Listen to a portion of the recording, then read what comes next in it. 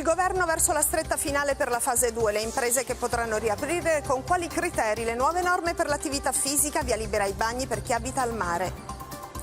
Continua il lento miglioramento dei numeri dell'epidemia, per la prima volta calano i pazienti in isolamento domiciliare, giù anche i positivi, ancora molte le vittime, 415.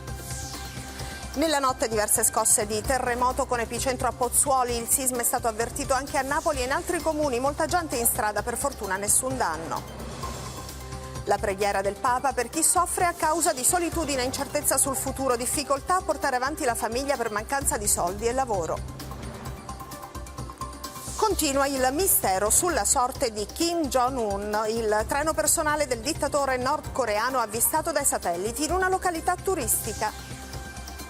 Rivoluzione nel mondo del cinema, con le sale chiuse per la pandemia, le case lanciano i film direttamente sulle piattaforme in streaming, come l'ultimo film di Ben Affleck, Tornare a vincere.